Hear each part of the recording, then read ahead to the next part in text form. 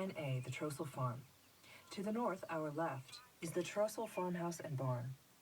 The right side of the Union 3rd Corps line is behind us to our west at the peach orchard along the Emmitsburg Road. The large tree on the south edge of the road is a witness tree that was here during the battle. General Sickles makes his headquarters near the Trossle farm. You can see the upright cannon barrel. Around 6:30 p.m., after General Barksdale's brigade smashes Sickles' line at the peach orchard, his men charge across our current location and beyond towards Cemetery Ridge to our east in front of us. A photograph taken shortly after the battle shows the grisly remains of the action here. Near the peak of the barn, you can see the damage a cannon shell caused. The actual shell can be seen in the Gettysburg Visitor Center and Museum.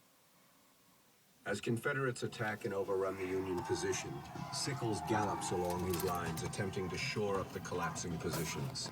Sickles is essentially helpless to prevent the disaster engulfing his corps. He has sent all of his reserves into the battle. Sickles' position is in chaos.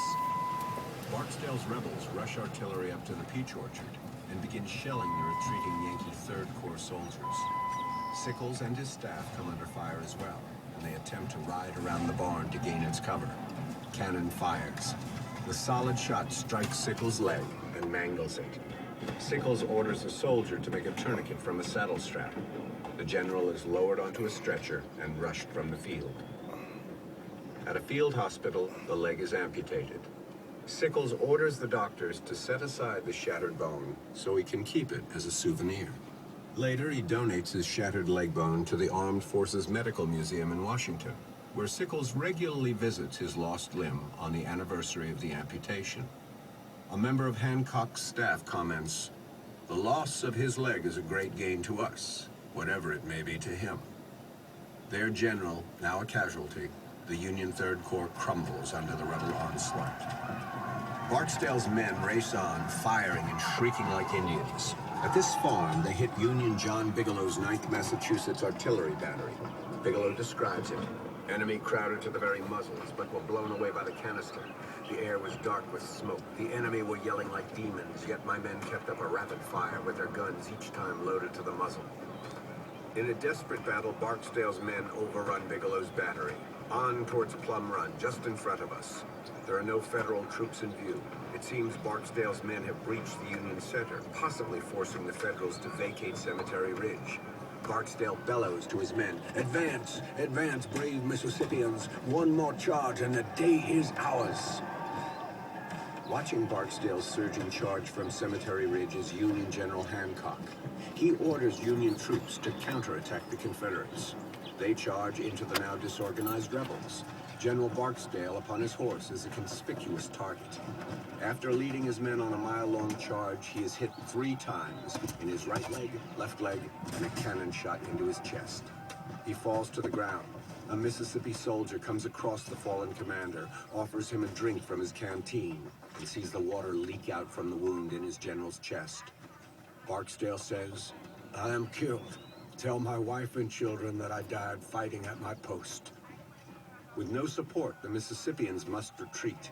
In the confusion, the rebels leave their commander to the Union soldiers, who capture him and bring him to a farm hospital. He tells his Union captors, "I have never regretted the steps I've taken. I do not regret my steps now. Although it is hard to leave friends, wife, and children, I do not regret giving my life in a cause that I believe to be right. May God watch over and care for my dear wife and all my boys. May God be a father to them." Defiant on death's doorstep, Barksdale tells his Union captors, "Beware, you will have Longstreet thundering in your rear in the morning." General William Barksdale dies that night. The next day, a federal lieutenant comes across General Barksdale. "I saw his body soon after life had left it. His bald head and broad face, with open, unblinking eyes, lay uncovered in the sunshine. There he lay alone, without a comrade to brush the flies from his corpse." Some weeks after the general's death, a package arrives for his widow, Narcissa, in Jackson, Mississippi. It contains her husband's sword, a rare gift since the captured weapon.